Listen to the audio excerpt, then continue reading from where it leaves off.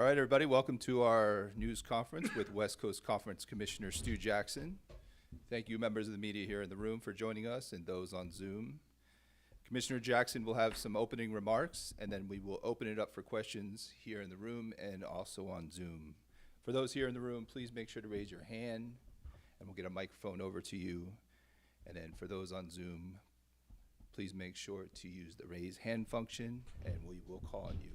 Before asking a question, please state your name and affiliation. All right, with that aside, we'll turn it over to West Coast Conference Commissioner Stu Jackson.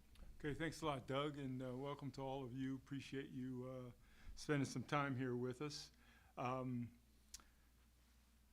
You know, this has obviously so far been a great tournament, and I just have been so impressed with the level of competitiveness.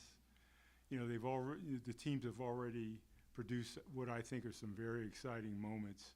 And the upsets are just a reminder of the madness of March. You know, this tournament for us really exemplifies the commitment of the WCC staff and the Orleans staff. You know, their commitment to producing a gold standard event for the players, the coaches, the referees, and administrators.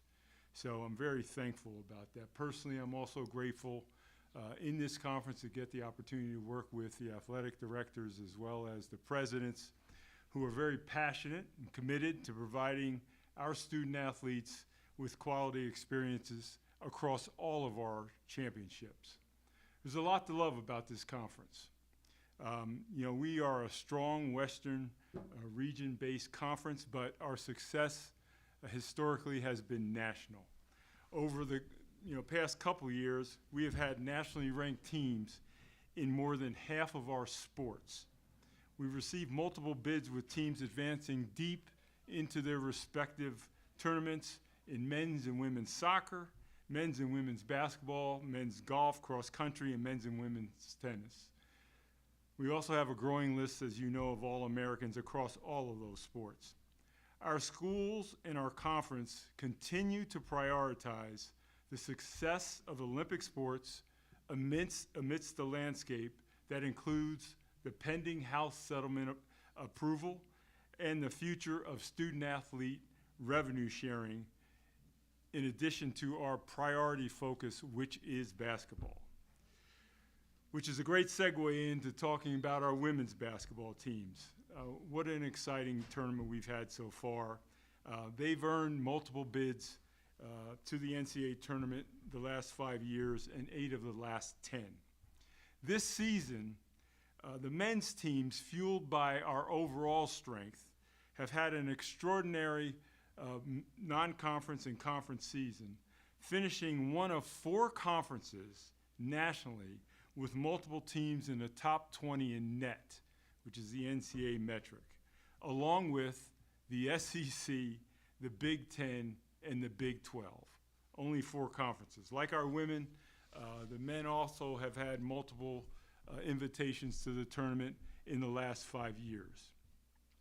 As of today, it does appear that we will have a minimum of 2 teams, being St. Mary's and Gonzaga, invited to this year's NCAA tournament, and likely with favorable seeds, which again will set us up for more national success and recognition. And if that's not enough, in this conference of very good coaches who are acclaimed in their own right and well known, we have 2 of the best, in Randy Bennett and Mark Few, who are recognized nationally as 2 of the best that have ever done it. You know, both are now among the top 10 in active coaches with the highest winning percentage, and both with 500+ wins. The bottom line is the national level of performance in all of our sports is really the WCC brand. And you have to think that it's part of the reason why Oregon State and Washington State chose this conference to compete during their transition years. In return, they've helped us competitively across 12 sports, particularly adding to our basketball strength, which resulted this year in 24 Quad 1 and Quad 2 opportunities in our conference, which has never happened. our basketball future is bright as our current members continue to step up their game, as well as investing in capital projects across the conference that will hopefully enhance our basketball future. Pepperdine is going to open a new basketball arena late in 2026. University of San Diego has a new practice facility opening in April. San Francisco recently opened a new practice facility just this past season, and there are planned renovations at LMU. So that's a real positive. Just one word, a little bit about the arenas. About the arena here. We're in our 17th year here at the Orleans, and both the Orleans Arena and Las Vegas events have been great partners for us and provide a great setting for our national audience on ESPN. We are happy to announce that we will be back here next year. I want to thank the Vice President and General Manager of Boyd Gaming, Christopher Joy, and the Executive Director of the Orleans Arena, Ian Seidenberg, for all of their support. Lastly, as we look forward to the West Coast Conference and our future, we see real value in the national recognition of our brand and telling our story, which we have to do a better job of. Telling the success is part of our story as well as our history. We're grateful in recent months to see the increasing number of former student athletes helping us elevate and enhance our brand with their own voice. People like, Jalen Williams, Steve Nash, Bill Cartwright, and Cy Young Award winner Corbin Burns. So our story continues to evolve, it continues to grow, and as we go forward, for us, it's all gas and no brakes. So with that, I will close and take any questions that you have. Yes. Go ahead over there. Alan Snell with lvsportsbiz.com here in Las Vegas. Stu, can you talk a little about why you like Las Vegas and what kind of advantages it brings to the conference to have the tournament? You said you'll be coming next year. Why Las Vegas? Well, a number of reasons. One is, over the past 15 years, my own personal view is that Las Vegas, in some respects, has become a hub for the game of basketball. And, what better place to be for the WCC, which is a basketball-centric conference, than here in Las Vegas. But more importantly, it's a place that our fans want to come. It's become an annual event in many of their households. It's a trek that they make here to Las Vegas to be a part of the WCC tournament.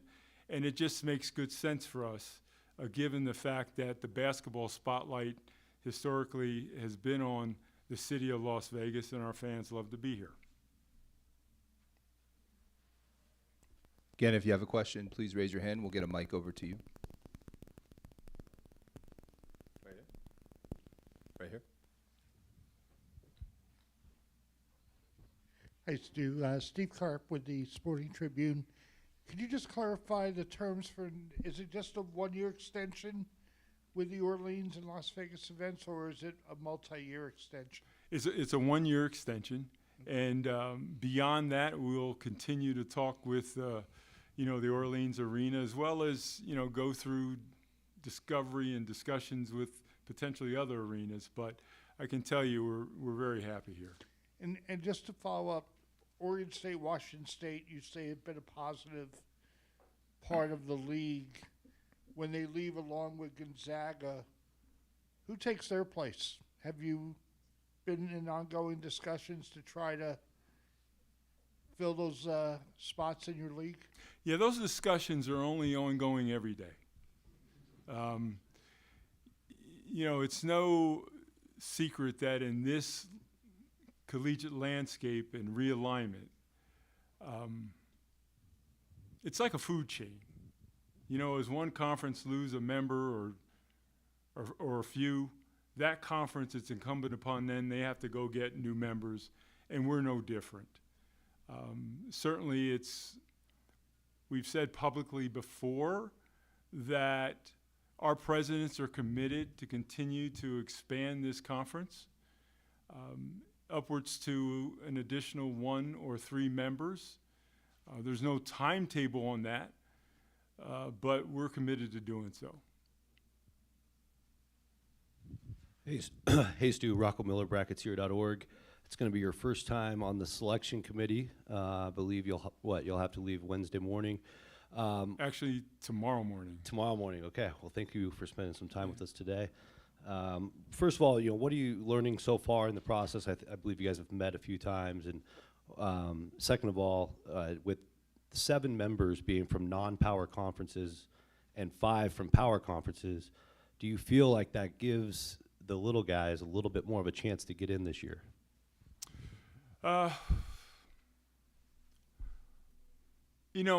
First of all, to address the first part of your question, I was a little naive, right? In joining the committee. I was extremely honored and excited to be a part of the committee, but I had no idea of the scope of responsibility of the men's basketball committee. I think, the common fan looks at it as the selection committee. It's so much more than that. I'm dating back to my initial meetings last summer, and as part of the first meeting, we're listening to bids of cities, with dignitaries in a room, making their pitch on why they should get the Final Four. A governor showed up, mayors showed up, council members showed up, and it was a little bit of an eye-opener for me personally. But they also are responsible for everything involving the tournament and the Final Four, and that includes, the budget. Obviously expansions, is a topic. It includes everything down to the nuts and bolts involving game entertainment, and I just wasn't aware of the scope. The second piece of that is the other thing I've learned is just how adept the NCAA staff is at running this basketball tournament, and particularly the selection process. They've done it so many times. They're so good at it. There's such a breadth of data and information, much of which can be overwhelming at a time. Just had no idea. The composition of the committee, as you mentioned, 7 and 12, I would say just being in the room and having gone through a simulation of how selections are made, there's really no weight given one way or the other to power conferences or non-power conferences. It really does come down to the teams, how much game you have, what your resume looks like, who you play, where you played them, and how you did. And there's a great deal of integrity in that room in making those decisions and casting your vote, that in the end, I do think, I see why they've historically have always come out, with a very good feel. You're going to have exceptions here and there, or anomalies here and there, but they know what they're doing. And I'm just happy and feel blessed to be a part of it. Yeah, thanks. Just a quick follow-up question for you. Can you comment on which leagues you're responsible for representing in the room? Yeah, I guess I can, because somewhere along the line it's probably been public. Each member is given, responsibility for 5 or 6 conferences. My 3 primary conferences are the American Athletic, the Big Sky, and OVC. My secondary conferences are the ACC, CAA, and Horizon. Again, if you have a question, please raise your hand. We'll get a mic over to you. Go ahead in the front. Yeah, Jeff Ferrato with the West Coast Conference. Stu, besides continuing to look at expansion and adding schools to the conference, what are your priorities for the next year or two? Obviously, you touched on one. I feel really strongly that, and I'm going to go back to the future here, when I was in this room 2 years ago. And I said at the time, I felt that one of the characteristics of this conference that made it so special was the historic success that they've had in Olympic sports. And I felt that if we could continue to develop and grow the basketballs, that this conference truly could be special. And I still believe that today. But shame on us. We just have to get better at telling people nationally our story and understanding the true strength and value of this conference. And if that means from a marketing standpoint, a social standpoint, digital standpoint, we just need to keep finding ways to enhance our brand and tell our story. So that's a priority. I mean, it's a big priority for us going forward. And it's something we need to continue to get better at. The second, major piece, at least for me, again, hearkening back, is that over the next year, year and a half, 2 years, we've got to come to understand what our scheduling is going to look like, so that's inclusive of membership, and what our media rights are going to be, in 1 to 2 years, given the fact that Gonzaga is now departing, which is, a major loss for us, what our media rights are going to look like. Because that in and of itself will determine just how financially stable we can continue to be, which right now is in a really healthy place. Go ahead, Theo.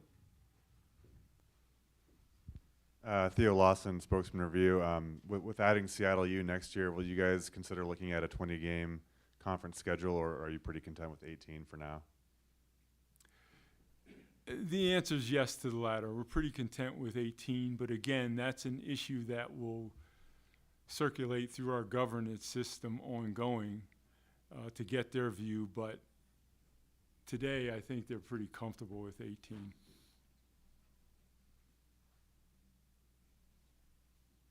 Again, when we add new members, just to follow up, I mean, again, it would be back on the table.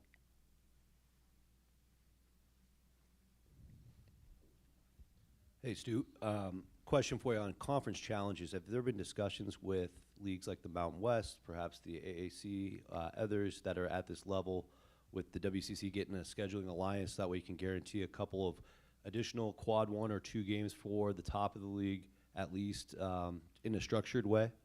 Yeah, I can't speak for those conferences, but I will tell you there have been discussions and with other conferences. And, it's my own personal view. Getting those scheduling alliances in basketball, and particularly for the WCC and other conferences like ours, is the only vehicle that we have to really stabilize realignment. Otherwise, we're going to continue to live in this world of adding members, losing members. But the advantage that a scheduling alliance affords you is that without actually merging conferences, it affords you the ability to strengthen schedules, strengthen resumes, and basically enhance each other's ability to access the NCAA tournament.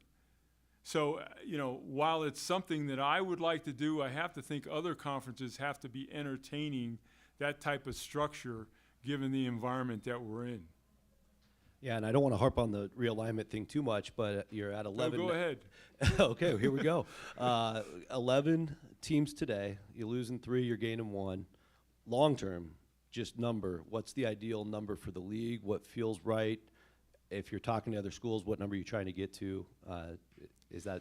Yeah, I'd love to get to 12, but again, that I don't want to imply that we would go out and get 3 all at once. I think it's really important for us, the WCC, I'm not speaking for other conferences, that we be very strategic about who we add. And, our presidents are adamant about adding basketball strength in members that we do add. We can't just add to add.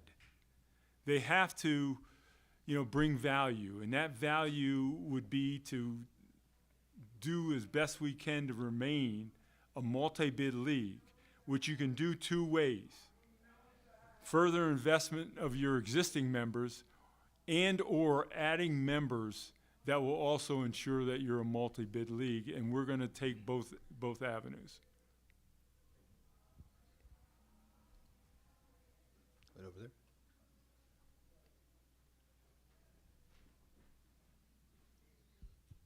Yeah, you mentioned Gonzaga and St. Mary's both being two deserving tournament teams and both deserving of high seeds. I'm not sure if you're able to advocate for those two once you're a part of the committee, but what have they done to kind of command high seeds, and do you have a general idea of maybe where they should land on Selection Sunday? Well, the last two I can't really answer in detail, but yeah, I would anticipate that they are invited to the tournament as at large teams, and I hope it's not premature to congratulate them. But in terms of where they're seated, that is based. It's fascinating and something that I love. It's based upon a variety of factors, but to their credit, their resumes and the body of work of both St. Mary's and Gonzaga is very favorable from a metric standpoint in any way that you cut it, whether it be, their neutral and away, performance, whether it be the way that they scheduled, which is another key factor. They've done their job, and now it's up to the committee to do their job and accurately, select them and seed them. As for me, I have no advocacy for them at all. It's actually quite funny in going through the simulation when, they are speaking about one of your institutions, whether you're an athletics director or a commissioner, they send you out of the room. And you realize it's happened many times before because there's a buzzer to buzz you back in the room. And when you return to the room, it's as if you've walked in on a conversation between people that are talking about you because no one says anything. So, I look forward to that, having that opportunity that they talk about, our two members or three if we're fortunate. Again, if you have a question, please raise your hand. We'll get a mic over to you. We'll go ahead and take a question on Zoom. Justin Shaw with Las Vegas Magazine. Go ahead, Justin. Hi, Stu. Gonzaga has traditionally brought thousands of fans to this tournament in Las Vegas every year. What does the conference plan to do in 2026 to keep those large crowds coming to the WCC championship once Gonzaga leaves? Well, the first thing to do is attack it before they leave. And we've done that, this season. We were very focused this year coming into the tournament, dating back to last summer, trying to come up with a proactive ticket sales plan in anticipation that, post BYU, and in anticipation when Gonzaga leaves. And while I'm not privy to the data right now, I do think our ticket sales, at least for this year's tournament, we may be in a position where we've increased sales over last year and have reached levels of 2 years ago. Now, that doesn't account for the loss of potential tickets of Gonzaga, but again, we've got a strategy in place that we'll continue to build upon so that when they do depart in 2026, we're at least positioned with a framework for, adding tickets and butts and seats. Again, if you have a question here in the room, please raise your hand and we'll get a microphone over to you.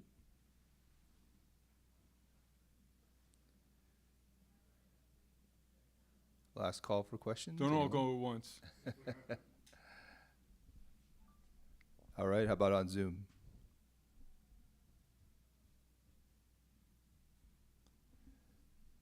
All right, I think we're all set. Thank you, Commissioner. Thank you. Appreciate it. Appreciate the time. You got it.